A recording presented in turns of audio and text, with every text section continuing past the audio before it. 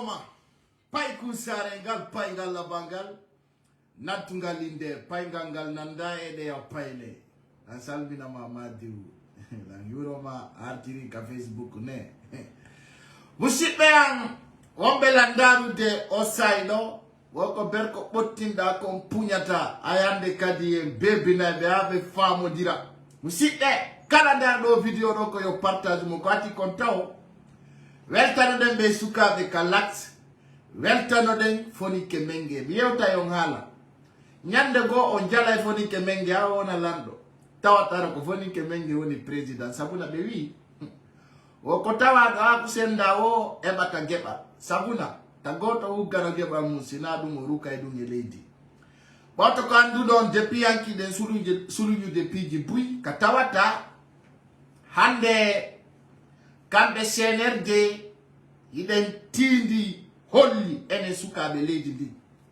Si be organiser l'élection la Guinée wonata développer, il y aura pas stabilité dans ce pays.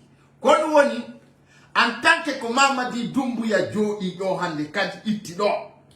Elei Kongol kanko seku konduno. Holli utu e nanondiral e portal e famondiral ulani la Guinée. Kala yaltu do kadiba ongol Kongol do ando anada e horema e tana e jase. Gente moja nano. Bewi hudo tapo ko angal gonga. Hande kadi soit de blogueur ou influenceur. Kala neto yaltu do don wala penale, wala propagande. Tawata awowla ta. Fiko feundi kolla gina feundo do. On va mettre l'ordre sur le point. Mais what était sur la ligne directement. Hande kadi samakala ala. Soit tu es influenceur. Hande kadi si tu ne parles pas pour la Guinée, il faut que tu te tais. À partir de là, wani kala ka wani la. Wani sika jeune, wani sika maudo, wani sika debo. Wadu ka akilema dès maintenant. Les stratégies, c'est à Mamadi Doumbouya. Donc, yo inscrivez et akile Guinée bébé. Hande mo kala yo inscrive ka akile mou.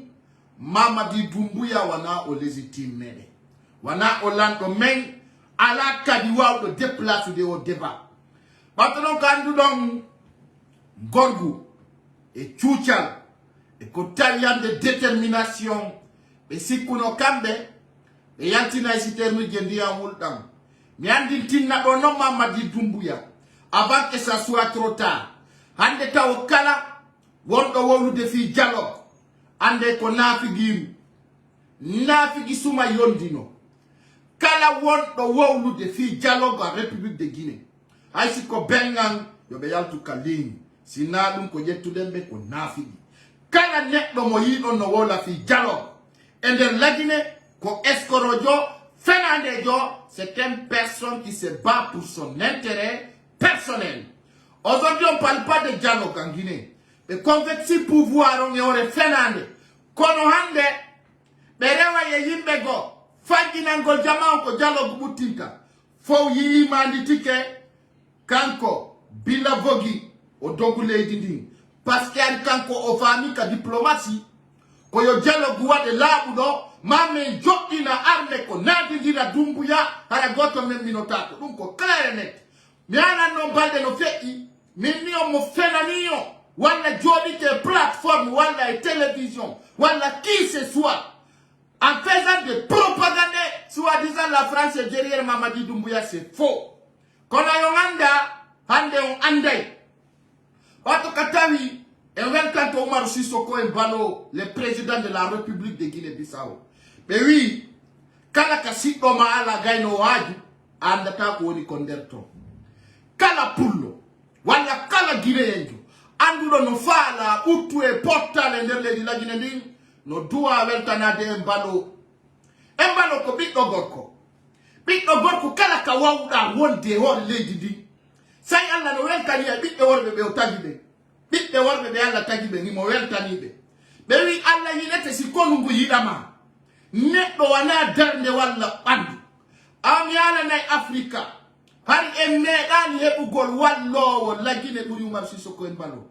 Batu Alpha Condé mijiti tay ko gonga o lituno contre makko. Hara musidɓe weltane Omar Sissoko Embalo ɓawto ko andintinni ko lebbino gay e nayi woni ko okki Mamadi Doumbouya siɗi feƴƴi o naɓa armation beebino Mamadi Doumbouya o troverse o suuɗora o andi oɗum tampinira Guinée surtout Pullo Fouta onon ko woni o ko gundo waɗen wikulo ara on gundo fof ko penale depuis 64 ans iɗon jooɗi e penale acce gundo ɗen acce ƴetti den feere ɗum fof ko penale stratégie joɗɗinaɗon ɗo y a pas un mouvement sauf le FNDC ou mouvement waɗowo réalité ɓuri ɗum kala wiɗo tawtata ɗon on tigi ko fenandejo ko fek donc on andi kala ko haala jama on ko ya yaltinamɓe seede e preuve fiyo laɓamɓe e simi yo weltan Omar Sissoko Embalo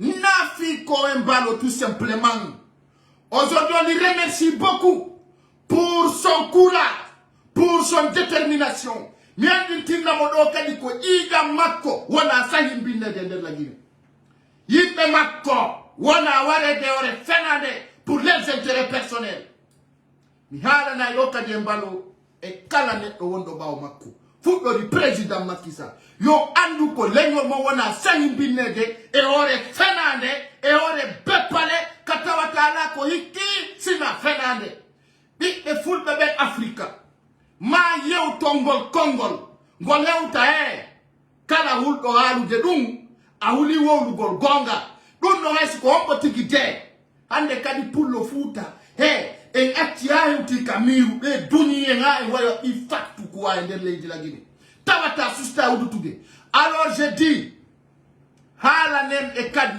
hiɓe andi kadi hiɓe wakkili kadi par ce que min ni on sanzino ka woni ɗon damure wona noon nden suwede nden warama c'est fini kala sikkuɗo hande kadi goɗɗo golamo to ɗo e nder la Guinée na Pullo Fouta on tigi fene ɗum no haysi ka hombo tigi de ɗum haysi ko wonɗum de woloɗa siɗa faala hara ko riisi gadduma a furkannoto c'est clair enen oɗo ko nanoton hande ayen wawata feƴƴude taw e weltanaki Omar Sissoko Embalo oɗo kaway la Guinée mais yaltini piiji men haalani Guinéɓe ɓe woɓɓe ko fenande hande o wolani hoore makko non il mérite l'enfant là ɗo sans commentaire waɗoji vive Omar Sissoko Embalo min mi haalata fillanɗo fiya okkango to walla marani hoore amoto min mi commentata lamɓe walla ministre ɓe wiyatala waɗa hande photo ministre jo walla cadre jo profit e photo am jamais plus jamais fita sikku mi waɗete ɗon fiya waɗana goɗɗum alors je demande d'abord leñol angol iga gandan yo ɓe weltano Omar Sissoko Embalo so weltanaki o Pullo noon yiɗa yiɗuɗo ɗum goy Pullo Fouta ko kekkuje ɗe ɓurata ɓe welde ɓe beebinayi ɓe perdina ɓe ko ɓen ɓe ɓuri yiɗude hande sa yi Pullo no inna fi jalogu la Guinée no wodi ko muusi nana noon ɓe yiyama ɗum minen mo kala no droit ƴettude parti mum ɗum fof ko beppale kono wandi ton ko on bepperiɓe dans l'esprit hande ça soit clair 64 ans 65 ans Pullo Fouta no ƴetta notage e ore fenade e nder la Guinée alors on va écouter d'abord son excellent Omar Sissoko Embalo président de CEDEAO o wolaniɓe gonga ka gonga ɗo non ka gonga ɗo ka jilla koko laaɓi poste no welammi si mi nani sigadi gonga jarala welti hare no wawi sa depuis bara dow ka yite nge muɓɓi ɗo nane ɗo nani jento ɗon ɗo nano et à Conakry avec le président de la commission pour faire comprendre la junte militaire la décision des sommets des chefs de l'État que la transition ne peut pas dépasser les 24 mois. Très bien. Et avait proposé... Très bien. Akudeni Allah. Awa kodono miandini on. Gonga kam fuɗɗoto woni e nder leydi la Guinée ɗi. Jama. Hari en heɓani ballo. Billahi wallahi tallahi. Aduna law foppu no andi Pullo Fouta ko toñaɗo. Sa yande e ƴetti Doumbouya o e waɗimo neɗɗo. Ay fof no andi ko kolli. C'est grâce à nous. Mamadi Doumbouya tawni hoore e nder la Guinée ka coup d'état. himo andi osika ojam photo en unyalla talla Conakry bepale kala ma inoro modum o fena hali non mo sikude ko fena mo sikude ko sama kala wona sama kala de ça soit clair et puis kadi Mamadi Doumbouya wata 24 mois yo là à ne poste ay me déstabiliser Conakry à tapi mais wona extérieur mais déstabiliser Conakry chaque semaine mais déstabiliser Conakry tawat ça nous porte à gol la wada dunge dung comme en jabi Mamadi a fena min halama Conakry sera déstabilisé mais là si nous non mabwe ça soit clair on a dit no wadi guiné si kume ko sama kala joka parce que on kala konandon no wadi des petits commentaires là qui se lèvent gauche à droite min ko siga Omar Sissoko Embalo wala mtammi ko wala do mi kabende sabu na net otasudo ko wonda ko anana do buino ina tawolu to nyindi ame tawyal tin photo ji ame mene tawolu ko mene woni bawo dum ko dum adi pullo lamo hey goddo a udita magasin manga sutako kasuduma darna ya sutako kono kada berela man kasudo hombo sutoda hombo hulda kangata kuma awandare ande foni kemenge kawre lawol ayo sudaki amwe ko tous les temps hande ko embano woni wala de la Guinée gonga tawata ya isiga bawuri no fempino wala fi dialogue fi be maye bawuri ba Usmani Usmani gawal fi be bepidet hakunde ni alla billahi wallahi ta'ala Afrique no be atate dungal en tant que mi woda min hani min no poto patago hakunda ni alla wona zero be ende Africa billahi wallahi tallahi kale de janane on not de tak only the time guy no hard min hala ni ono wanda sus ospino sama kala wona partage de vidéo maximum possible mi do toro Guinée yebbe be fop hay egiri be welta na gol embalo parce que on wela mikwa ka wonkia nyande kala uwuli ata ino gonga ka gonga buraidu ndo bandi jiuna ko yuri wo ina jetta gine bebe nga notat masata Mamadi Doumbouya afalji safara yanti na ibata mene bebe ngandi 30% ko rebel jogida 30% c'est des bandits 30% c'est des étrangers. Faut pour nos yaltina et bindi la boudi. Faut pour nos yaltina et bindi la boudi. Ça c'est qui n'ont awarai mais wak kiloto. Andita non, y a un coup d'état aussi qui se prépare contre toi. Ça je te le casse pas, Mamadi Doumbouya. Nyande o nyande. Aïe comme yala no ma de bibe besi kuno kosama kala. Mais oui, prépare chaque jour. Je parle devant 4000 Guinéens qui vont être témoins. Je vous demande de partager cette vidéo. Cette vidéo doit atteindre 10 000 personnes ce soir. Parce qu'on ne se laisse pas faire. On ne se laisse pas faire. C'est terminé cette propagande. C'est-à-dire, il y a un simple Mamadi Doumbouya qui se lève. Un beau matin, il fait un coup de main. On l'assire dans une responsabilité de la jeunesse guinéenne. Il n'a dévié, mais a fait tout. Hey, et yo au dialogue. Alors, ce que je vais te dire, Mamadi Doumbouya, tu te trompes. Tu te trompes, je te dis, tu te trompes. On va te niquer. Billahi wallahi tallahi. La Guinée, on a pas comment contrôler. Kala kadine aussi kudo. Arrête et faire Mamadi Doumbouya. Ou kala ne aussi kudo. Qui ce soit, quel que soit, ça s'y qui arrête au bagoda c'est l'oudane. Ando la Guinée, on va le dire. Mais j'apprends à y woturu. Hay bepida ogoto dungo sita fala uniforme ma hara ko to yurata hara ko propagande mane ko dum tigide sa nyekini nati dirte vrai en distance en présence galanta dum ay goto lambe fulbe ben afrikudo on teddi naybe avec force pour le foot urondi satan yaga ko combien d'années depuis la Guinée était indépendante sina maninka ko soso sina soso ko forestier aussi ko de dulu tiraini c'est terminé. Maintenant, quand le ciel nous l'a, la Guinée sera déstabilisée. Comme si Koudom. Ah, vous pensez que c'est fini quoi? On va vous laisser. Hey, ils ont kirdi. Je vais vous dire, vous nous faites rire. Hakoude, Allah. Et l'année Mamadi Doumbouya, l'année d'année.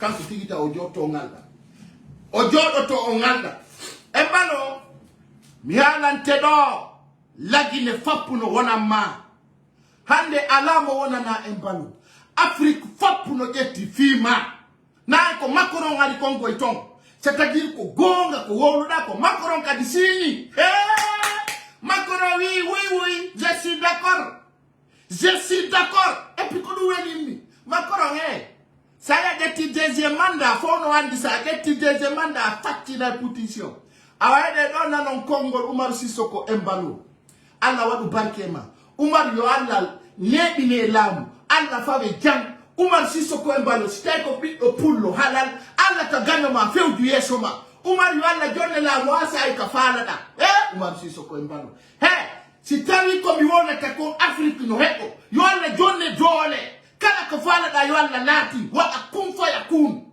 vraiment ka biddo gorko Umar Sissoko Embalo si innama yo maye hande fi alutte la mu mayante billahi wallahi tallahi parce que anti Africa zene so yawetake anti Africa pour le foot yawetake ore toni anti Africa nyagu akay ko do woni biddo gorko si mi wi on arme Guinée o foko bepperi précisément ful beben ndare gonga kan ndare Umar Sissoko Embalo no wona na be gonga ya armation Guinée no fempi ore beppale be ya no joni atendi na mako ba ben me wettina mako ba ben kala wi nudo do ko mako ba penale me wettinte ti sera dégradé alors kala Guinée non ko kala ka wonda sa nani fi Umar Sissoko Embalo andu ko gorko andu o no ala Boubacar Biro ko be woni bidde worbe ben aro haka goddo wiya ko hanyala de kalmi okuma si tawi a holaki testu ndara Mamadi Doumbouya va péter dans son pantalon. Parce que moi, je dis quand Mamadi, faut s'organiser. C'est que je vais vous dire. Kala Guinée-Bério, c'est un pays souverain, c'est un pays indépendant. Comme Bepale. Marsaka, il n'y aura aucune négociation. Donc, c'est l'Oulamo, la Guinée sera déstabilisée durant toute la transition. Mais Adana y consigne là, Holudo White, que 24 mois de Wadata. La Guinée est stable, Haragol l'État que 24 mois, élection organisée et Fourcano. Soyez yaouré no Wadeno. Hein? C'est le Daling à détourner en Guinée, c'est le Daling à monter, c'est le Daling à descendre. Deka, Walla on a tana. L'année non. Hande kadi di yaouré di fala non. On be hene. Vous allez voir maintenant. Donc, je demande tout un Guinéen, si il poste gol photo Embalo, weltanomo, parce qu'elle ne faut pas la pour de Wadangol Embalo, sinon weltanagolmo. C'est pour cela que je demande des commentaires. Weltanela Umar Sissoko Embalo, le président de la République de Guinée-Bissau, le chef de l'État africain sur Sediao, weltanemo anditon odo, la weltanima hande. La weltanima waikas bifoni kemenge kaore otowal. Umar Sissoko Embalo, la Guinée wo la fima, Afrique wo la fima. Anou taika histoire. Parce que nyandi ko wana ta sabu pullo la mo la Guinée. La décision des sommets des chefs de l'État. Écoutez attentivement. Donc, mettez le cœur et partagez la vidéo. Mettez le cœur et partagez la vidéo pour que cette vidéo s'embarrasse encore plus fort. Je vous demande de partager cette vidéo pour que cette vidéo s'embarrasse de plus. Je vous demande de liker. Je vous demande d'envoyer dans toutes les plateformes. Je vous demande de souligner cette vidéo de l'année. Donc, écoutez ici. J'étais à Conakry avec le président de la commission pour faire comprendre la junte militaire, la décision des sommets des chefs de l'État. Et puis, c'est les entes militaires. Parce que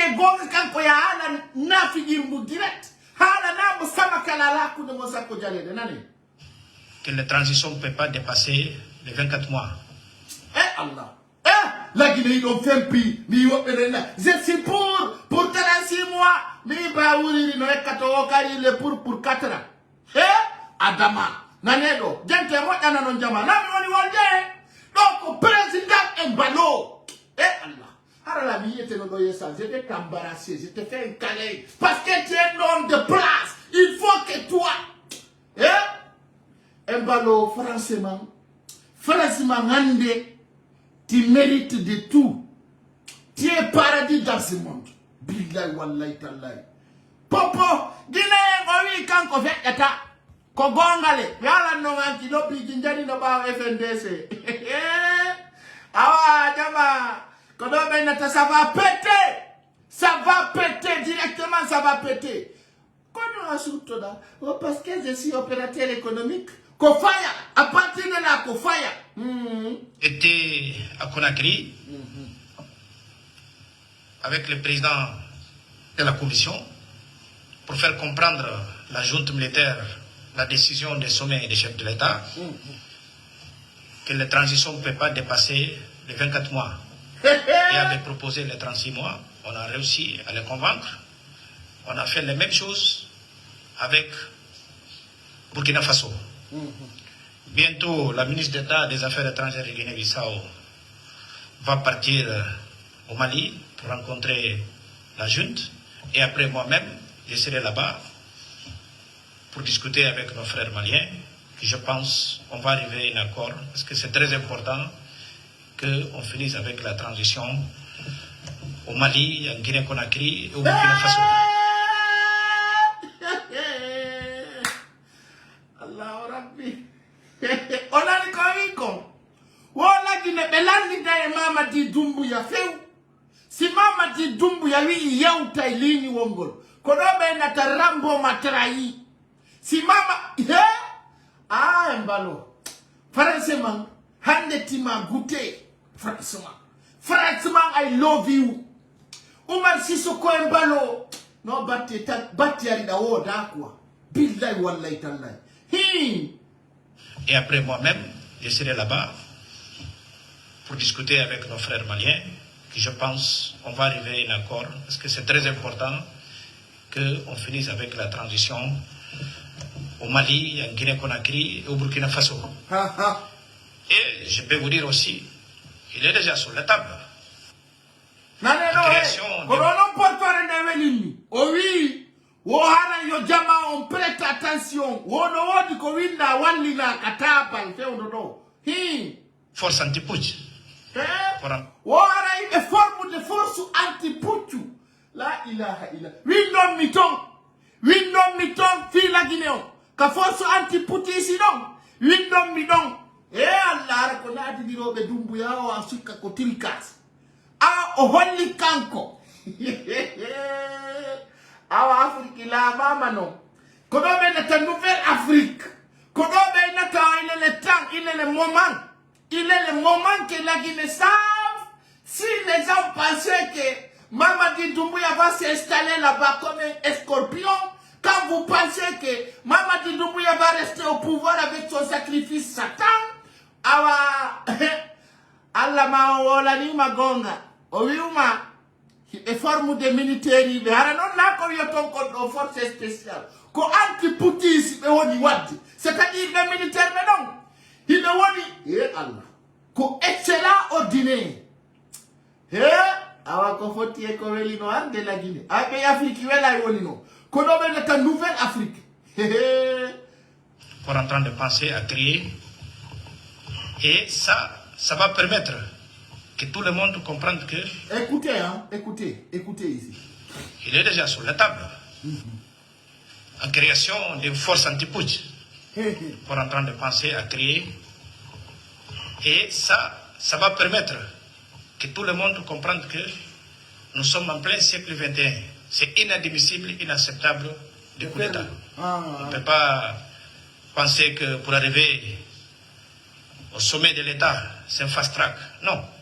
Comme bien dit au président Macron, ça, il y a les procédures arriver chef d'État. Mettez les procédures sur la table.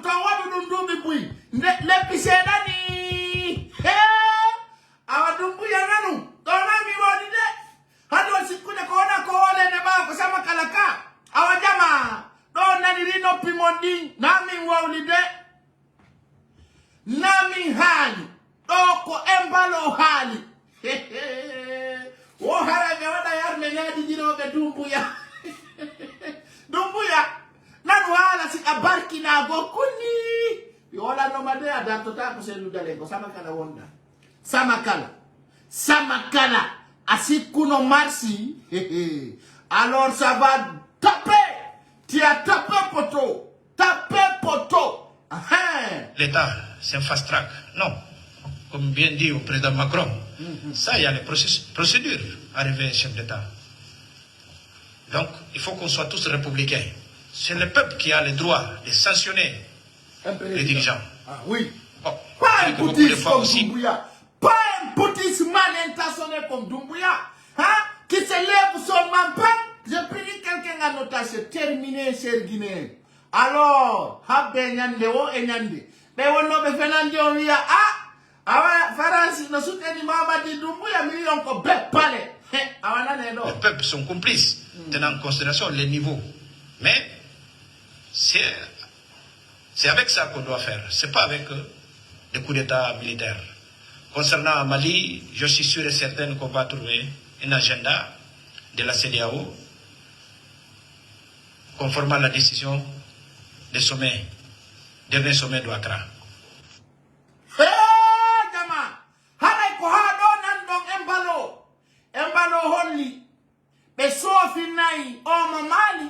E sofi na mo Burkina mo lagi ne kandonga la ko le dungare ko teddungal mo yo Guinée be ko dum do tawoni ko fewndi ko holli Macron la ko Francion e embalo yiti di Guinée Bissau ko dum woni ko be haldi be yewti e famandiri habe ko dum winda katabal wallina do andi non si lando wawli hunde ande kala ko be acci ba wara be prépare ha moddi hare dum ko teddungal Guinée be ben hare do rawi gol ko farapu walla ko efi ko na be yata ko CIFD du fo ko poto pata gonga kan alama do gonga kan jilla do ni ça va péter ça c'est le nouveau slogan ça va péter alors tu veux tu ne veux pas tu es pour tu n'es pas pour wonana ni ko embalo jogiti central no républicain no hala musikbe den atu de non ender la Guinée arte non ender Guinée Conakry sabuna di piji do I doit ka yautu de gonga kan halaka.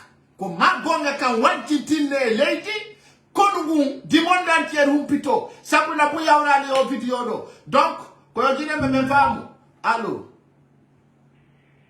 Oui. Oui, ko feundi. Ida pambe toka koza. Kono feundor do, o maîtrise tension. Hani no bebo ndile de kono peare tino imbe buika. Ok. Ko yon preparo kadi le kat nadi ndirombe vrai. Taon jalam be nadi ndire dumbu yao sofide kayanto yo. Merci. Pale den kalati kambe be baka. Ide ko handu den ko ide ngaldi. Ko handu den ko ide ngaldi. Kalati no. Kala de konu do debarketi hande kadi gotara ta do ya min ko mi membre de l'axe wala ko poto pata ko golle den on latati e membre de l'axe si tu n'as pas travaillé penal de benjabata hande kadi gotara ta affiso do non des de l'axe ça ne marchera pas chacun parmi nous chacun tout partout là où il vient mo kala yo and hande kadi hautortaka hautordao e igol ko mi membre de l'axe ayalta e katere holla ka membre de l'axe sina du ngare ko birdi do hande kadi ko terate ko wadu me hi asida wali sa wata pozoda l'argent ne parle pas chinois e soda to men ukafaya hala musite hande Conakry weltano den fonike menge sabuna Deo debiona di fonike menge imosusi ko biddo gorko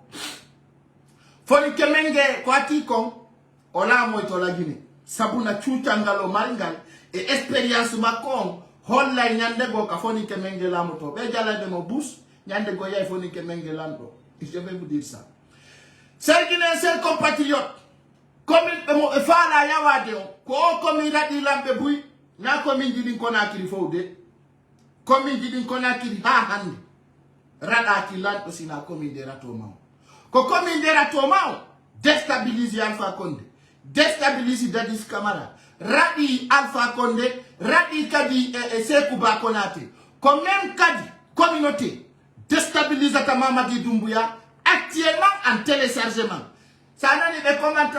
La commune de Ratoma, ça circule. La commune de Matoto, ça circule. Dixin, ça circule. Depuis quand longtemps pour les Guinéens qui connaissent les vraies histoires, depuis Heutihande, commune de Matoto, Medarada de Lando, commune de Tantanta, Medarada de Lando, commune Goto, Pet, Riata Lando, a Bepai, Ottawa, au Bepai, commune Goto et des communes qui vivent. Commune de Ratoma, car nous avons commune go. Alors ces communes-là, elles sont en Conakry parce que les gens n'ont pas de ça n'a pas au cabal, andi commune de Ratoma, on a quelque chose à mon habit de bao, mais on s'attire au banlier. Comment nous m'a Ratoma au banlier? Ratoma n'a banlier. Donc ça soit clair, commune de l'Outoudida, il faut commune de Birdi, quand de Bewayo bandi Guinée, Kalakatauta, il est out. O IRPC be sikuna jama o yalta ta be retirike be jama o yalti tuwo be tawti mena me akaka imu parti politique tawta fona andi ko nako ara musibbe o melandaru de Conakry wonno ande kai on andi be wi wosi sadaka itama ande taw ko sadaka ondu be wi ko lion bangura wala tasabu Mamadi Doumbouya ko Lion Bangura wada tasabu Mamadi Doumbouya Lion Bangura o wadi sana kafiyo Mamadi Doumbouya ware kono Mamadi Doumbouya famani kono na hande haleti ko Lion Bangura jokata Mamadi Doumbouya hirsire wanage no be hirsiri nonge yako baru yolaba wontum hino arde Lion Bangura no goludu de hibe bui ko tawata Mamadi Doumbouya umpitaki ko tawata no milami ngala te Mamadi Doumbouya biwi Lion Bangura o himojetu de pigi di ona jonede onati da munka nder pale ayo wadi o gaini ni handa jama wandi Lion Bangura je dis bien on l'a payé pour que on a du pigi kader pale to hibba godun ko njare godun ko e buteyo indian bon c'est bien rentré o wadi golle makko nder ton Lion Bangura merci pour ça. Parce que dans la radio, ça va des missions quand il y a directement min paga yala. Mi ko fait eta kon kandel pale ko do walata ko fait eta kon ka hore lawi ko do walata. Donc Lion Bangura wadi mission derto. Ko tawata onati to ndiare ko tawata bildi rebui ko lanketa piji Mamadi Doumbouya tout le monde a vu ça. Donc nous n'avons pas dit Lion Bangura won donc on a compris, tu as bien fait le travail, c'est très bon. And oui, quand on a kala sikuda goddo ko ginoma huwatama sergine ser compatriote hale pollution bebi na no hande de moja pollution wulno kat sabuna be sikuno be maîtriser sarende be adori siter ni de ndiya wul dan kat be Conakry moja be fala hanu de jamaa ka gaz lacrymogène Muradu Moduru, gaz lacrymogène o waduno. Kono ba to katari ngadi ngas. Bala samura sikuno Conakry no jindude. Ay don andi Conakry be ensali paile. Kampe CNRD. Mojano kampe bala samurai konandi tatai mu. Aribe no filma na betelen kalunto dibereka. No na bala samurai no ina tout circule bien. Kono kabala samura identity katanki wankiji otai ko wana ko ngadanede ko wana ko waulede wana gotu hara soldat uko ni no fiodo do lagine no wa ikerengerisi fiodo do lagine no wa ikerengerisi ko adami wa tanjo ndugol example hara sikuno o andirisi sikuno bebi na ikerenka awa be monti komba oya kainano mi jori non ikere woniri awa kono fiondo do aba to duka wuli ha hara tanki wanki on wolu no moja bala samura be tipingo mo kalawo sabuna wato ko men andinti niyo Mamadi Doumbouya no fala itugol bala samura sadaka Awa hino jama, je vais vous montrer cela, vous allez voir. Bala Samoura tipino kala Hollande. Himo wola. Qu'on fa la soi-disant wo tout circule bien. Wo tout circule bien. Hari kodumo yaltu no wo lugol. Wola tout va circule bien. Autoroute Pérénsifo ça circule bien.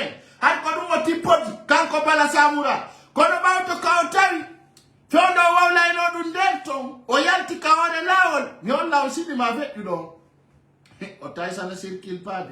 Oui, Bambeto. Mais il n'y a pas route. Mais oui, Koza. Oui, ça ne passe pas. Mais oui, Carrefour Taneri. Oui, tout est barré. Awa Bala Samoura tipitari. Marsata. Odogi o yiltiti. Johnny non. Suka peyo andu. Itido. Koyobe visu lanchugol prison jiri. Et j'ai donné inscription aux jeunes d'attaquer plusieurs gendarmeries. Son attaque Ottawa. C'est que je vais vous dire. Arme ko woni ton kon fop jette si sun nonga. Woni gaz, woni pinka, woni kala ko woni jette ko légitime défense modo ngonno. Sapona yon andu e fokitani combat. Mo ala nu di hande wala jang. Gente mo janano. Jalo gwala ko en tant que mama di dupo no sikude no lami nyande wembe bodire. Hare no ide plan fi ko sak yontere. Sak jeudi pour ton dirte. Donc, le 5 septembre, aro 2023. Hare Gama, fop koyo andu sakal kamisa. Gonle ala kona kiride, saheba le fuyale. Al kamisa. Yontere ande. Andu bimbisi weti foya kaore lawol. Donc, yo laba ngompoi. Hare busidaji, wonde ndarude. Hare suka bebi no police on abe jatti chonchidi. Bebi ni be abortibe. Hare paine de ngoli. Mokia, de wisi pin katawaka. Police on be pidete de. Hare ko dumbe wi. Be wisi pin ka ala. Hare ko festofe. Kabe tum police tung e matrak tung. Hare be yanda nene ko sendi ndiri. Hare non police on dogu no net. Police on dogu no abe sikibe mayai. Me wala ni on lagine ngala sanan be yo l'armée guinéenne, l'armée guinéenne. L'armée guinéenne à la formation. L'armée Guinée, si oui, pompe on dodo. Mais nous on dit la bande jo. La Guinée à la militaire. La Guinée à la coyete con armation. Fu singadi be doga. Jama.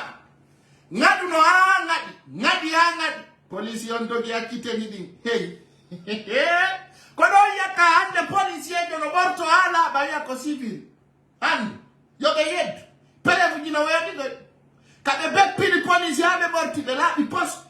Police orti dogi wandi ni pinka iluma fop wi ma yanta Mamadi Doumbouya mi rappel no kadi mi wi on he Mamadi militaire ko woni ko lagine ma yanta ma de asikko no ko sama kala goto ma yanta ma fewndo do mo kala no faala ngurda mo kala no faala no wurira sa sikki goddo ma yatti asikki fenana hara sori o porti no chonchi dogi sede ko gonga ino do abbe mi on Teni on va pour beborti. Oyi. Teni ba. Matarakuba. Fop pour kodon beachi. Teni e matarak fop kodon beachi. Teni e matarak fop. Hara no jama. Oyi. En fop di kebu de previdi. Katawa takala debbo fe lama e lady. Hara ngulamu don pito to woni. Lamu Mamadi Doumbouya ngulani.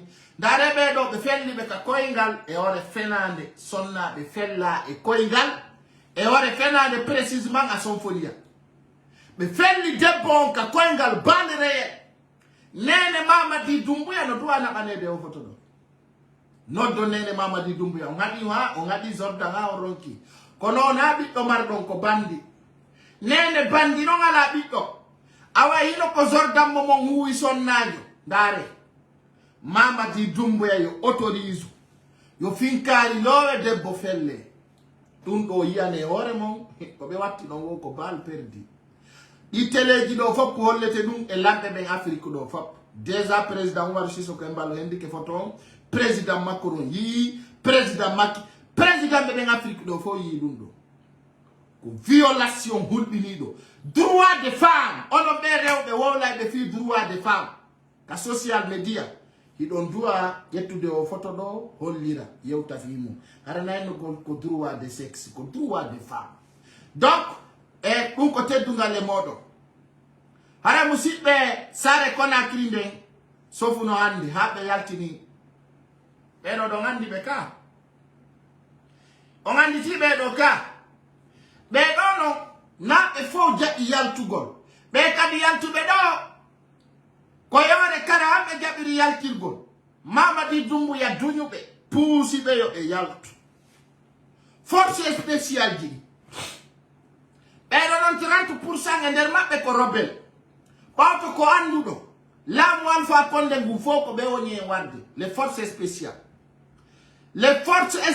ko ɓe woni warde jama on tan laamu Alpha Condé fof ko Mamadi Doumbouya wonno assassinude jama on ko ɗum waɗi nde ñawore ɗon hinde duwa ñawede tan laamu Alpha Condé ngu fof mi winon Alpha Condé ñawetake parce que ko Mamadi Doumbouya ƴetti yimɓe kama fule wonno wargol fulɓe ɓen hande ko pullo wonɗo huɗaɓe tun supportata Mamadi Doumbouya waɗi fulɓe ɓen fop e ley konngol Alpha Condé foppuno andi foppuno waɗa mise en scène o yii e hino Mamadi Doumbouya autorise yo militaire ɓe yaltu faire la population kanko autorise ɓawɓe ka ɓe hewti yo Allah hunde wotere ɓawto ko ɓe hewti ɓe felli paykum gotum ka koyngal paykum pulum ko ɗum Mamadi Doumbouya geyi ka koyngal Bassirou Diallo je t'avais mis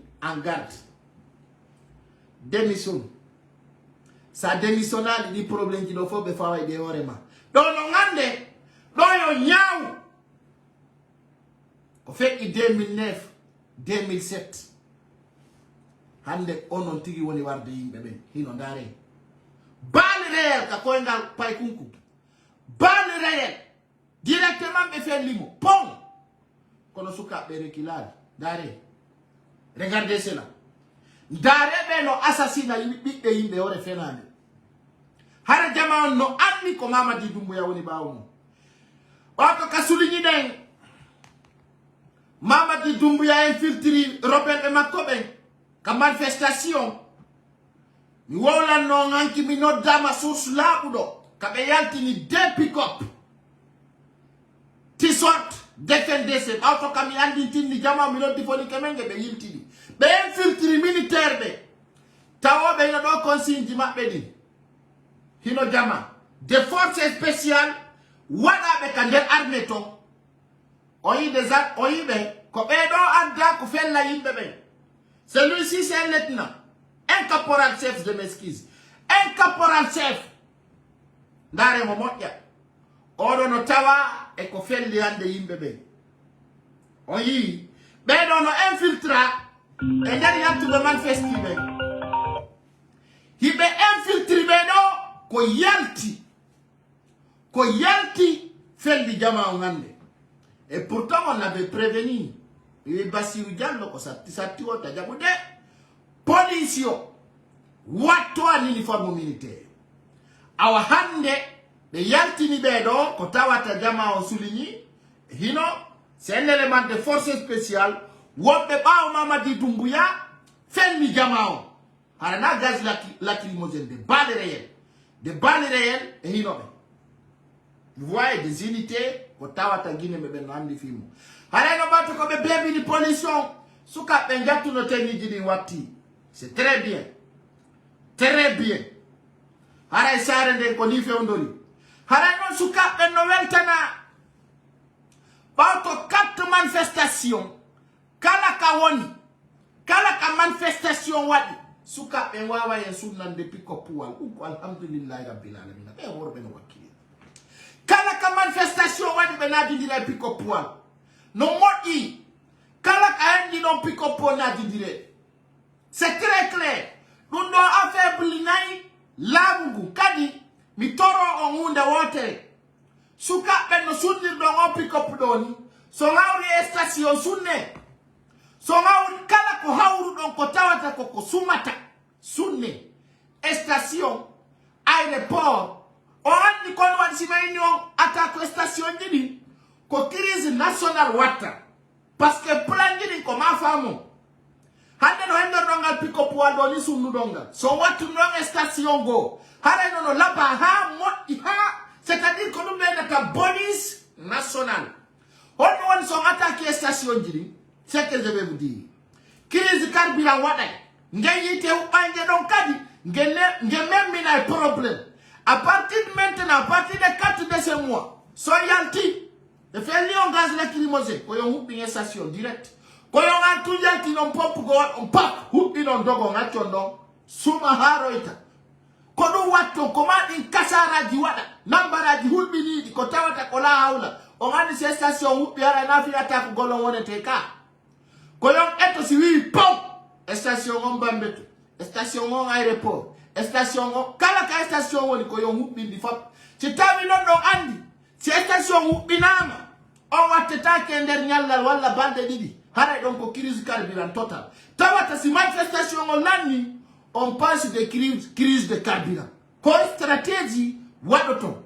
Ndaron kadi nokeni bus katawata. Parce que bena ngakenta bede ko enjoku anyande go may wade Mamadi Doumbouya katap kander pale yatina mo direct parce que un coup de temps téléchargement comment dama on fa madundo madama on fa madundo hara hino pick up wanga hari be sanza ningal pine no be sukabe ko frebe hubbi ningal hangal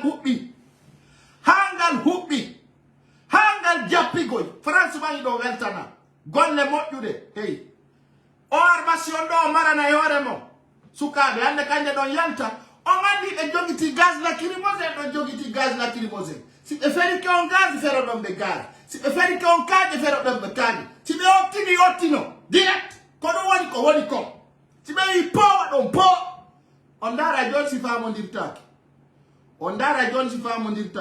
para police on kadi bebi nano motja goy motja no hey abe mi olla nani police on kadi wullitino acce allo mi do direct nani konto e connecti wonda awa ya fo da ngango ngami gara do no ditala Niko wombe ben kola kiri no datambi. Kaoto rutu today misikilo jama on fayaka. Kaoto rutu kadi jappi na no hande pine on sumu no moja. Kaoto rutu tonka di beppo ndira no vrai. Ara e hino. Oto rutu tonka di jappu no jabu. Voilà. Voilà. Pine on be momu no kono betaibe gainata. Dare jama akuni momi Allah hey. Ngal kadi oto aldozo hebi fere sunnu gongal sunnengal parce que be wawata yawgol be jetto ya otoji yaltinayde ndiyam wuldan ndare jama ibe sarka yimbe be ndiyam wuldan kat pour quelle raison pour quel motif ibe sarka yimbe be ndiyam wuldan ndare haaju jama regardez ndare haaju ibe sarka yimbe be ndiyam wuldan Ndiyam wulda ko dum Mamadi Doumbouya autorise no yo wade ko dum onel no yo wade ko be bu jama on die wulde hey ay awala gine sar ndem boni malgré tout e no balje fellade den e balje do non o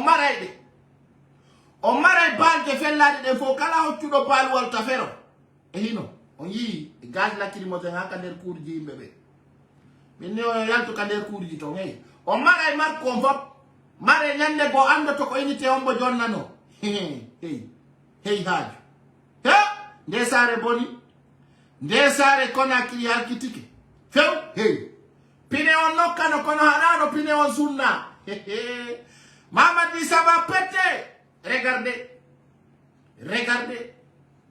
donc c'est très bon cela. Et à quel anneau s'il vous plaît. Aïtou mimi yamira. Appel ouverte. Hara yafe. Si be. Bouinodo. Essayez nos double fi interrompu gole. Mais dans ce sens, je ne demande pas les gens de m'appeler sur WhatsApp. Voilà, attendez. Odomi, odono, oila no donner. Ah bon.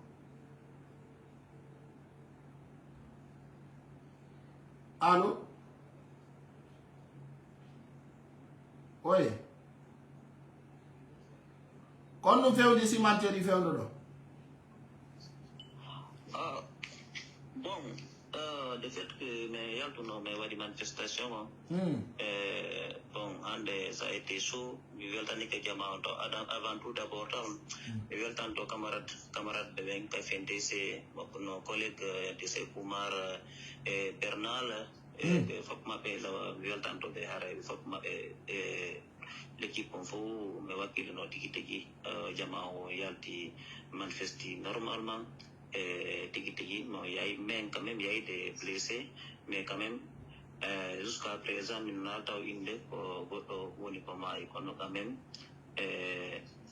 quand même jamao yaltino wakili moja non tiki si contenir ni buritani nade Allah no hawnaji ko Allah subhanahu wa ta'ala buray walitade je suis à charger de la mobilisation.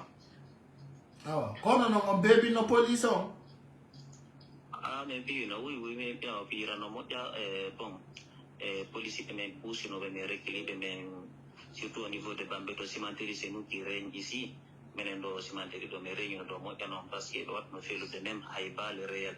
Kono hay goto rekilali e programme depuis quand anduɗa ko hanki men min fuɗɗi e programme e fuɗɗi men dispersugol hanki kekkiɗe kono toujours je crois moi le combat continue inchallah le jeudi encore si tawina goɗɗum ko programme go yanti haray meɗen landi militant les militants comment dirais les militants de FNDC meɗen landi les militants des partis politiques qui soutiennent le FNDC Mirlandi fop haray waw yaltude mobiliso yalta mobiliso combat noble a fami ka asiyande ko hande ko fewndi den do nini se jodi ken croisi ba wona ala di seddu arta wadna e combat ko enen fala be hettade parce que do kude gino ki yon en exil yini be busno fala arta de golla ka peyi munga ala wawde arbude jono be potis be jodi be ko lamudo fusko ala famude hore binde ko hondo parce que ko sep ma belanda e ko honjelo woni ka CNRD membre de CNRD onjelo woni tom onjelo ko hombo anka hako on ben do wawata landi to yede ko feƴƴi kon ka transition et puis kadi be fixa daton délai raisonnable a fami ko ɗum ɗon landa kono na tigi waɗa kadi dialogue hara ko dialogue politique a fami hara ko dialogue jaccuɓe fi politique harna innugo ko yawgol noddoya soferɓe noddoya tayerɓe noddoya honno ndera yimoɓe ina ɗum ko assise national henne wawanta jaɓande ɓe ɗum ko jiɓɓe fi politique ɓen sa parti no représenté hare mo kala kadi no mar représentant minen ko ɗum ɓe landa hare noon quand même si tawi combat on continueri ni par ce que hande autoroute mo weltanake ɓe koɓe waɗi ko kono feƴƴi ka autoroute ɗon kadi gollole waɗi seeɗa kono principal ngal jongandema kaɓele jusqu'à hamdallah tigi wallahi billahi jama wakkili ke moƴƴano zeno kadi no meddu déterminé hankata ko futuro ɗo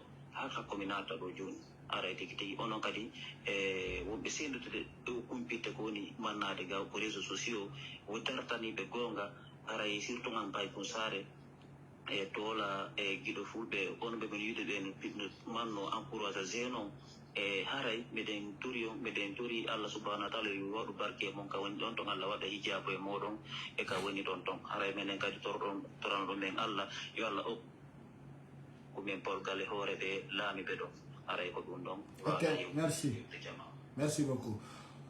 On va essayer de voir notre collègue Foli Kemenge si tout va bien. Anden kanko kadi konno fewndori sta himo e jam ara yimɓe ɓen no humpa fi makko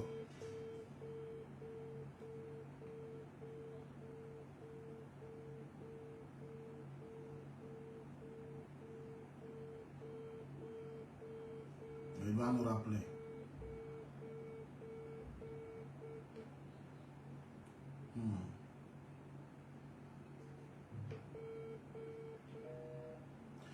Ok, peut-être il est occupé. Juste pour vous dire, parce que j'ai vu des sources, soi-disant que Foni Kemenge était attrapé, c'est faux. Il va bien, et tout va bien, et personne, et rien ne peut l'arriver. On l'encourage, parce que Hande, Foni Kemenge, c'est un champion, un roi. Donc, à République de Guinée, tout le monde doit savoir, il mérite des soutiens. Donc, voilà, beaucoup de jeunes quand même, beaucoup, j'ai dit beaucoup, et ils sont faits de sauge. Voilà, énormément, Kotawata, Kopigi, extraordinaire. Kalakadi, Wandita de Souka Peng, et Ndergundo, Kotawata, voilà, bien sûr, et Ndergundo, Kotawata, Kalan Wairi, Wonir Golfi, Souten Gol Genon, Hare Mo, Kalako Yowakino. Regardez cela.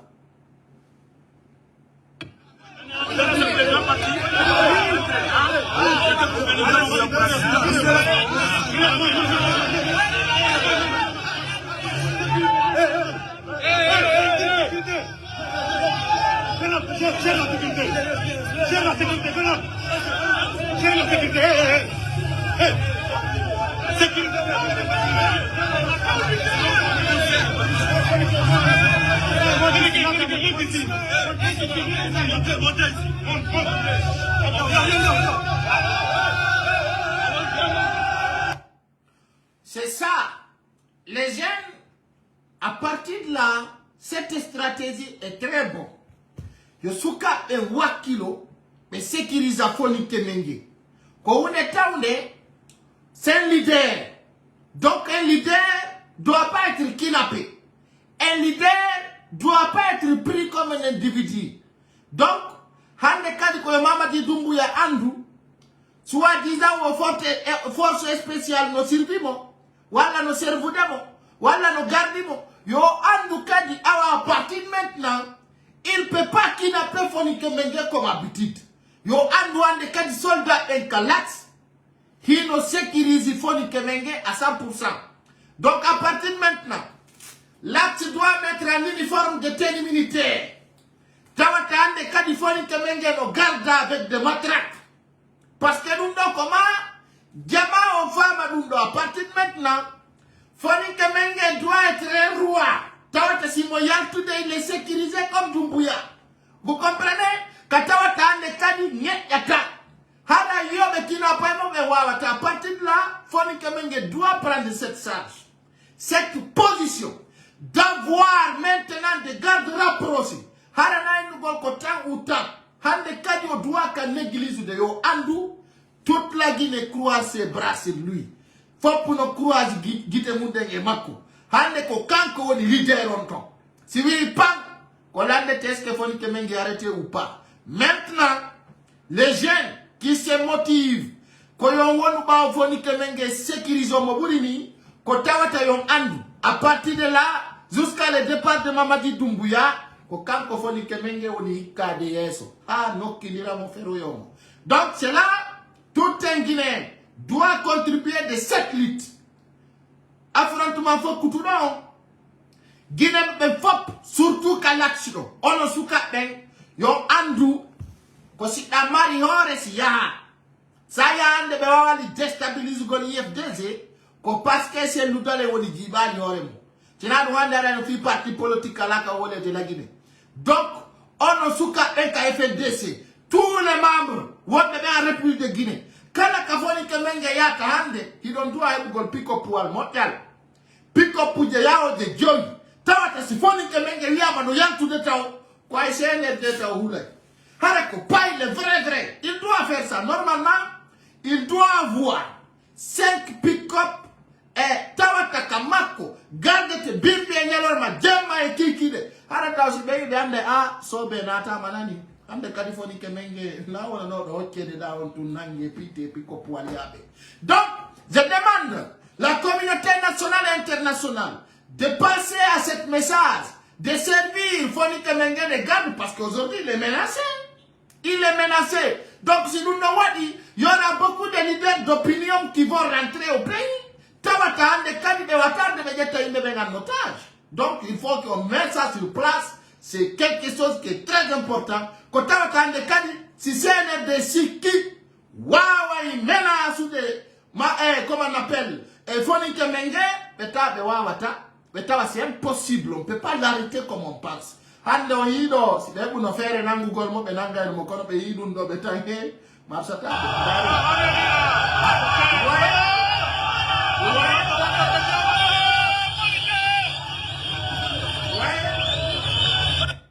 Ande en fait, il est à de Nobaomako. Est-ce qu'on peut lui prendre comme ça? Est-ce qu'on peut venir FAP? On prend Foli Kemenge, ça ne marchera pas comme ça. Alors, Jama ko Jama Wandu Kona qui roule nos 4x4.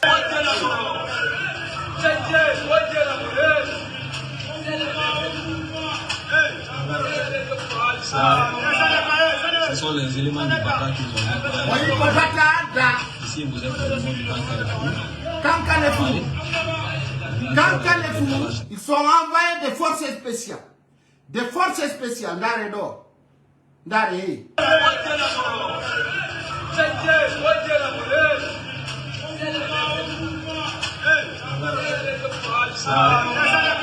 Ce sont les éléments du Baka qui ont ici, vous êtes le nom du Kankalefou. Oui.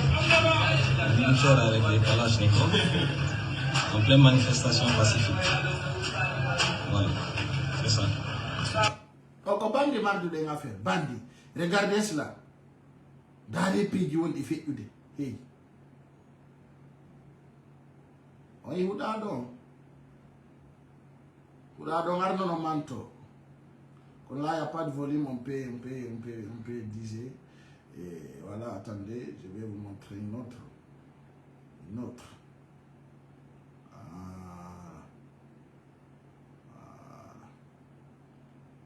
Yes. Très bon ça.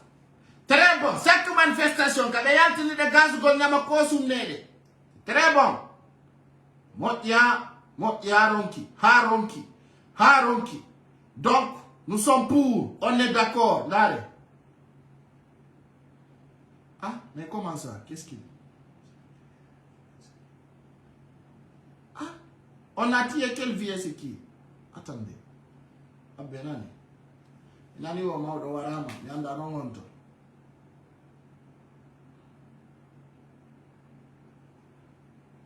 Ah, allô? On a tiré quelqu'un où?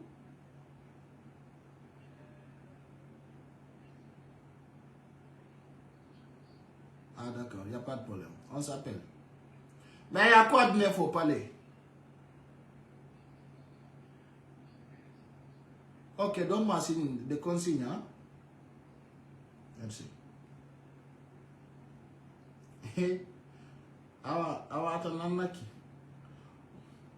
Après les sorties des présidents ici de la CDAO, Terte Morikonde au Veta. Terte Morikonde. Mais mon copain de tête, c'est des bandits bidons. Les Morikonde, c'est des délinquants mal intentionnés. Donc, Harajama, Wato Kandin Tinteng, Kofion Kasare Meden, Harai, Ousmane Gawa, le sec comme un com. Aye Kikulium, Oyi sec comme un cocon, vous voyez. Oyi Beko Makokun, Ofima, Darenan, quand tu Ousmane Gawa, Kofimo Waron Songe, Undu Confono Sumi. Dans cette stratégie, Ousmane Gawal m'a piqué moya. Ousmane Gawal only. Aucun candidat rassemblement manifestation. Aucun kovala ko jama wadu dialogue bepa igore. Minga lama Gawal. Mais non ma on va te pétiner. Mais voilà ma boum boum boum boum boum. Faites ça parce que tu es connard. Donc les traîtres seront toujours traités à la place de traîtres. Pourquoi je te dis aujourd'hui? Parce que tu sais que tu ne peux pas s'en sortir. Tu ne peux pas s'en sortir. Parce que pénal de jet l'ombrou de Kamama di Dumbuya, Ardo Wiu don Wono do Wari, maîtrise de l'axe, Taïwana do Wono dans les bonnes causes, tu vas les récolter. Tu vas les retomber. Donc, je rappelle ici, aux jeunes Guinéens, partout là où vous êtes, Ousmane Gawa n'est pas bienvenu dans la commune de Ratoma. À partir de maintenant, désormais, il sait bien, il n'est pas le bienvenu. Donc, partout là où vous le voyez, matez ses fesses bien. Kadi Yosuka Bengandouane de Kadi, tout est ministre. Kala Moyiru Nongotowal, si on jatti qu'on on dit, je vais vous dire une chose. À partir de là, je donne l'autorisation. Tout un jeune, Fala Rebouté Otowal, Motial, woni V8, woni kala auto ko yiwdon tay ko état on jeyi ko yo récupérer son hendike iton plaque on a bon garo ngale nder kuru ha fekka do le biseda watte plaque personnel dogina goto lando ta kuma je dis haut et fort Dans plusieurs quartiers, vous pouvez récupérer les voitures VA. C'est pour vous le peuple. Soit des V8, soit quel que soit l'uniforme de la voiture. Si tu as un gouvernement, on a pas garo. Tout m'a fait le voyer ton konongi. Kala mo jattando auto alfiondo do konongi. Les voitures des serviteurs de l'État. Wotun comme yala ko plaque personnelle. Comme une journée auto. Auto wangal. Mara no horemu. Aroye do balde sede tawasuka be puis do nder V8 je moƴƴe bien climatisé sorti d'usine. Na mama di Dumbuya sodi de. Ko Alpha Condé yawno de nyawli Dubai yaddi. Ko yata 200 pik hobbe wi ko 200 hobbe wi ko 500. Son hetti ko yo garda horemu. Be hobbe ka village di. À partir maintenant, je donne l'ordre. Kala ka mama di Dumbuya na di campagne attaque hetto moto je den fop garda no horemu. Chaque Guinéen doit avoir une voiture personnelle avant que la transition passe. Si tu n'es pas con ou téti.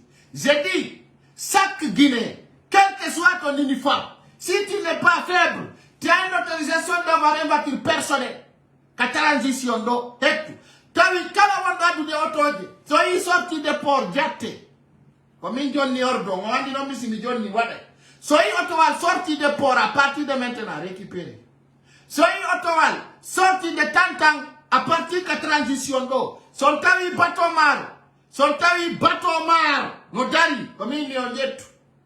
Kala katao don conteneur mar no tipo, yete.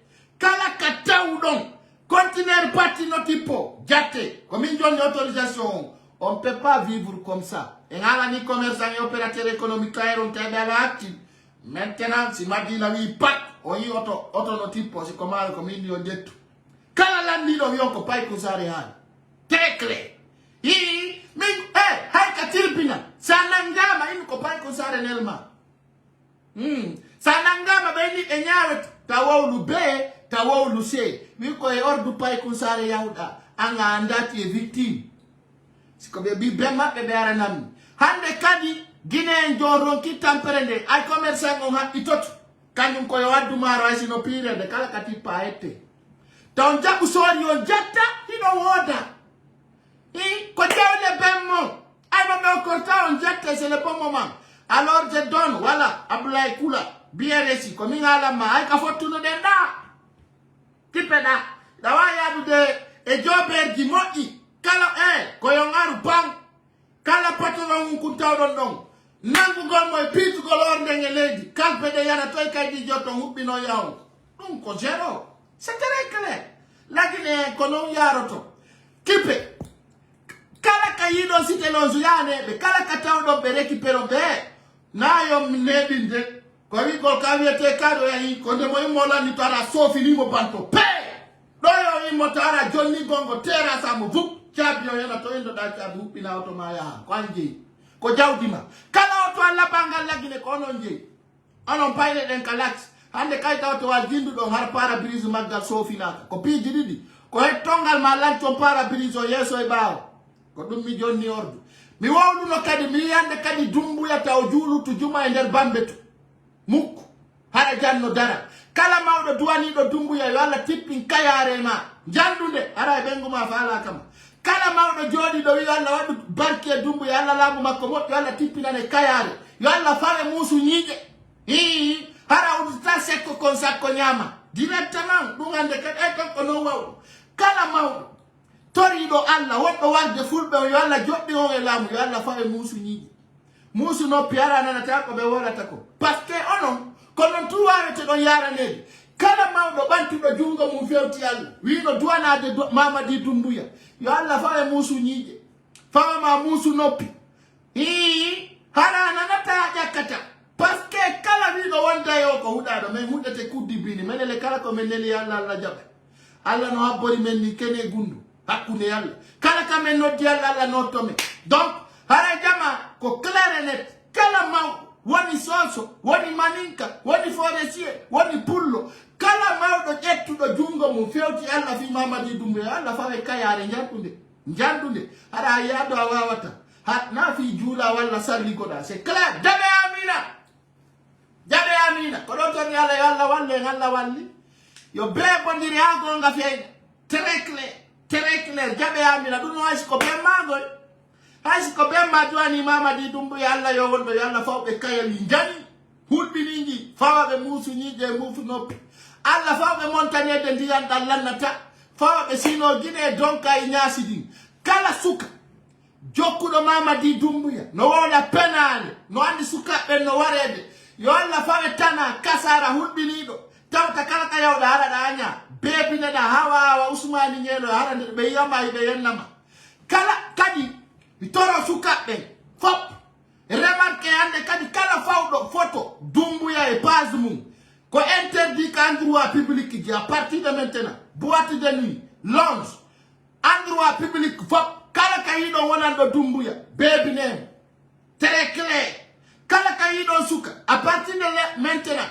soit de l'acte soit kala ka ɓe wontiri kala ka yiɗon wonanɗo Doumbouya bebinemo ko gañomo mbalejo kala hande kadi wonduɗo e Doumbouya sama kala e sobe kala mo yiɗon no waɗi photo profil Doumbouya woni ka téléphone woni ka WhatsApp woni kala no wontiri ko min tori yo Allah fa e photo walla fotta e sika bebine ha jawda he ko sekko tum ɓe mari bekko tum be periɓe ɓe susaredu kadi ko min jonni ordu kala sa yiri goɗɗo téléphone iPhone a tawi ko photo Doumbouya woni ka profil min yamirma hara Allah fayima iPhone moƴƴo billahi wallahi tallahi hay simo kodi noddan de ko de kala yiwɗo goɗɗo no waɗi photo Doumbouya profil ka téléphone mum woni femme woni garçon woni endroit public ko min jonnuma ordu ya nadidirmo jatta téléphone o hara Allah hokkima téléphone cadeau goto jattata ko nano to lagine on va te repérer sa jatti iPhone on va te repérer min mi hollete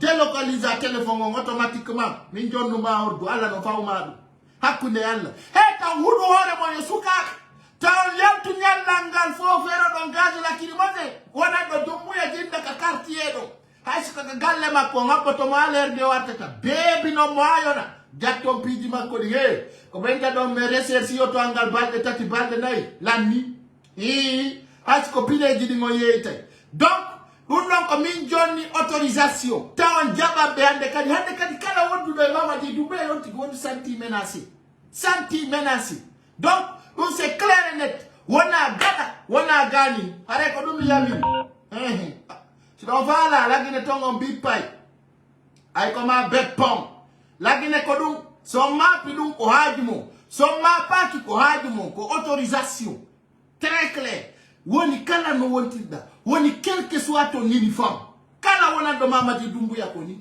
nambara et puis Mamadi lamo ta koye aduna welay woni lagine hettoto woni noon gonga kam men pakinamo kam men pakini ɗon Dadis Camara aray sukaɓɓen no weltana sukaɓɓen ka laksi no weltana ko Allah waɗi forcé mon yo Allah hokku on doole tuma yaltuɗo wosun noon pick-up ɗiɗi tati yo Allah hokku on on pawa aray Bassirou Diallo e police on décret no arde wulɓiniɗo nani décret foruɗo no arde fewnuɗo mayin tun aray ɓe holli kaɓe yalti taw kamɓe police on waray nous sommes là pour sécuriser la population kono kaneɓuno soɗa police buy hoccano no tamba hakkundañi Allah yino police buy ka hoore weeyo yiɓe tamba police on jama ka seeda tawɗo yiɓe sécurise population on ko laaɓi si police ardi e rengesi o hocci e hoore juuɗe haray ɗum no newi honɗo Allah faw kala police ijo sutiɗo l'action towirede ni e police ɓe de pale mum ko luuɓi ko hakkude Allah haray o police jo ɗo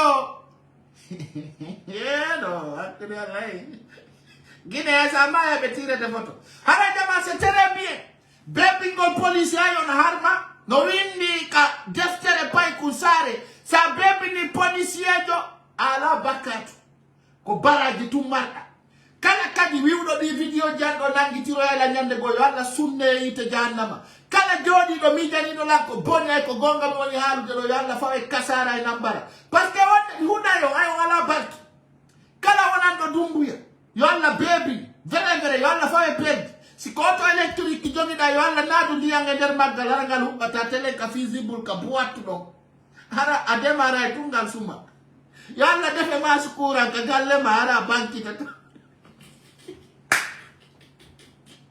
ewɗa ɓen no mapiɗi andi ɓe wiyay o undo ko pay ko sare ko danger ko kala ko wali wada so yendi la mo sofi de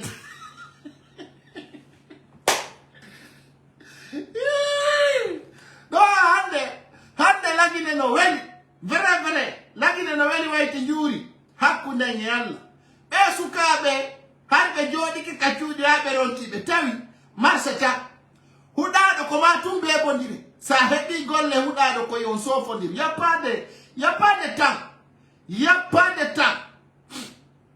y a pas de temps haray jama seku konduno holli wole CNRD yo andu wo berekilirta bawo wo yora pa ni pe ni développement he seku konduno be hulimo mi dara e baldara de no mi invitira seku konduno o arado jama yewti dege makko seku konduno holli si be fala be tipira yar si on eder lagini si o mayad o FNDC no rekilta mukura muna o FNDC on CNRD o ya habe wada tinde tasan jalo gala ku ne mabbe jama kono no mo o gere no sana no gere mo jana leydi ko harude jodi si tay ko wela be tungara gere on no moki haray ko atiko sikku no be Mamadi Doumbouya wawe wadugol goddum o wawata wadde fus men bari fap hande Mamadi Doumbouya ko landa ko piiji didi hakkunde Allah kala jodi do lagini waduno do ka esprit mum Mamadi Doumbouya darnanay dum l'école walla wadanay dum pon ko fenande bila vogi dogi nguma ali o yi ko c'est-à-dire sinda ala e fatta hare ko andi gollom projet fus ala lagine sina projet penal fus rien absolument Mamadi Doumbouya hay senu wata mo inande lagine na fi comprimé on andi fenande do ni je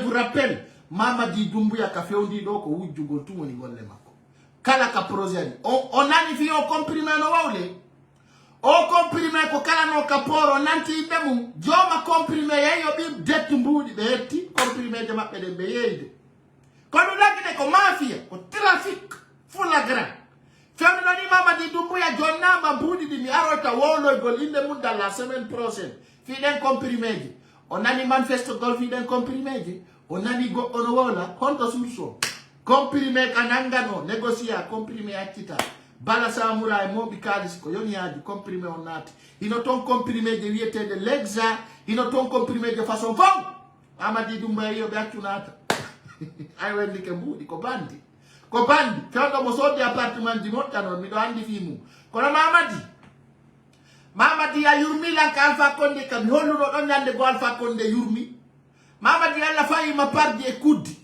Mamadi Doumbouya lagine fo hudima annon kuddi ndi huda dandi nangi Mamadi Doumbouya fewndo do nini ni ay alla no anima ko fitu nganda Mamadi Doumbouya fewndo do ay goto falaka hida kata fewndo mo nandi tataw ko sumani gawal kata so fida kala ko nanguda wallahi billahi tallahi Mamadi Doumbouya dana day lagine aljanna men wallahi jama ko fenande marsata few hakkunde ala men jidete Mamadi Doumbouya on va te mélanger on va te faire dégager ça soit clair chers compatriotes leydi men din fuddike hewtugol e panjano ka tawata fewno do ka nder pale mo kala no tonya goddo ka nder pale fewno do mo kala no mapani goddo ko buri mi no welde ko fewndi ko pale Mohamed Senkou ko fewndo do ni ka fewndo den do selon l'information qui vient de venir haray chaque ministre accuse l'autre parce que chaque ministre veut démissionner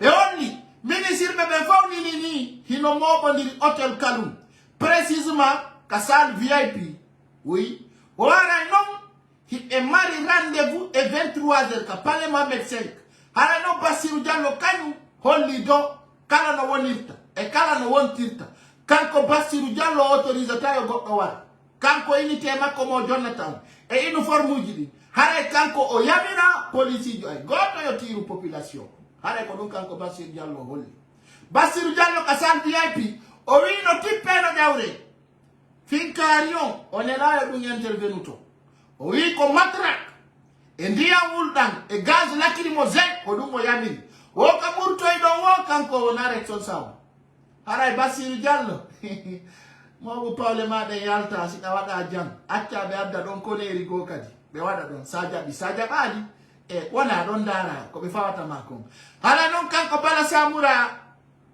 holli kasal VIP ko be adda limbi konde ko kontrandi yombe wala dande do ara bala samura holli tigi ko ino fokiti do ko il n'a pas vu la vraie solution kono moddi do ko be noddu dialogue ka buri yawde hala ko dialogue sincere ko dum woni sadaka mabbe on do wosi be wadani dum an kadi sarto ko buri yaltude ko hande kasara waddo burdo wade si be holaki yo be deddo an kamisaro be dara ko feddata ko wara no hande kambe tigi be anda ko police jelo taw gaña be anda catégorie ko be auto de bruit et sauf be auto de bruit artali ka kanji mabbe hala kanko bala samura ko tori yo be accu be famonira be respecta procédure di acte sanction wadde le 1er août hala ko dum autori mamadi dum si mamadi jabe aso jabali hala hibe kay uniforme be do diri hala non kanko buma oli fendo do hakkille den no sanki kanko ko ma primo ko fi projet on bambeto hala non piji buino wadde kander kuma ton ko dum do mi adana do contrandi hala jaman ko yo famu do fendo do ministre be no ukkondiri hino be bondirede ka débat mabbe donc hala no mo kala be holli do wi wo chaque personne a son tablette dans sa main et fait compte rendu de la journée quand on a fait le conseil des ministres voilà donc dun do ngen wono ya fi dun non jango hala non kanko Ousmane Gawal o yaltini Bitakour ka holli o ara chacun se bat pour son intérêt abe pay gore an Ousmane Gawal si maya nyande go Guinée be ndari do ye en no be ndari limmi no min baydi jaribo min alama baydi aribo min alama marmo e mani to da Ousmane Gawal nyande go mi filme to ara ga hes har de nyande ko mi tususi dara go wiya ko Ousmane Gawal o yani o jattuno do be mulamu marmani to da parce que ça soit clair le jour viendra tu le verras aussi tu le verras sans doute sans problème les Guinéens n'ont qu'à savoir. C'est un délinquant mal intentionné qui s'appelle tout simplement Ousmane Gawal. Donc, chers Guinéens, chers compatriotes, soyez forts, soyez dignes, soyez motivés, soyons déterminés. Alors on rappelle, d'ici demain, on va savoir il y aura combien de personnes blessées, combien de personnes arrêtées, combien de personnes touchées. Donc, dans cette nuit, on va essayer de rejoindre les membres de FNDC aussi pour avoir de bonnes nouvelles pour vous donner. Donc, on faut que Dieu prépare, Inch'Allah, Django, à partir de 20h pour vous donner les comptes rendus. Kadi, le Djama les 20, et comment on appelle, les 4 de ces mois, Kamisaro, qu'on a qu'il Kadi, faut que Kaore là, Harek, on toro dire de. Kalaka wontir donc kalaka di cadre de wondo wolde fi dialogue son yi mo bebi nemo haray non be holli Ousmane Kaba kanyum be anda so fe inali parce que wala wi de boni wala wi de moti haray non e der Bitakour ndu bawuri yaltini e ganda ko gonga makko mino la holi o fenay o wara CNRD wi no may mo premier ministre o nyo fala ka o fenay non fos bawuri ko feno bawuri feno nay nano e nyam mi hola ki da wada lanta ngabe no me premier ministre anka homo no mi ma premier ministre ko nyande mayata parce que ango hay no ma da premier ministre ango hay comprimere na talagi comprimere buri fantude parce que ka vrai laïf vrai bulaw vrai et puis ala bonu do parti FDZ fala no do mo bonu de déstabiliser mo buri baoui l'histoire est là précisément réel vrai o hene kono kaniri non hore makko no mulwa hakuni alla kuddindi wadi no awre de rawniri wa comprimere danere waye tu wa bandu nyaala hakkunde alla sai bandu no rawni lubo da tumbawla vrai bandu nyaala hakkunde alla bawuri tawa e ko fala no bonno golo parti FDZ mo tawa e ko jibi golle nyol fita lam hen penale wolu golala di sella jikuji dictature holugol kañum no hakka awata menen ko embalo men holori fulbe ben fo bawo embalo donc musidɓe a wonɓe landaru de naafi hiɗon ɗuuɗi ɗo ay ɗo gandi sen waɗi lere feccere en acca e jamam ɓe yaɓe fof toyo Nyande o nyande enen mottindira ko nungu addanembe ko fewndi ko kala ordo yo vidéo do nokku kala ko woni ko yo partage mo. Je vous embrasse, que Dieu protège tous les jeunes de l'axe partout là où vous êtes, Inch'Allah. Et ça il diara didin e fotti tay ka leydi men kamo bonna hula yo Allah bantu fi men yo Allah wallu e murini kala sikkudo jiba selu dale fi ma jiboto ko selu mo dada akude Allah kala wiudo jiba selu dale fi ma jiboto ay ba mamadi dumbuya jibotu nyande fini weti o ko baaw ba aya wado masariere fello. Donc on est ensemble, nous serons toujours ensemble, n'ayez pas peur, restez comme vous et nous resterons ensemble. Je vous embrasse. Que Dieu vous protège et vous bénisse. Bye bye. Love en vous.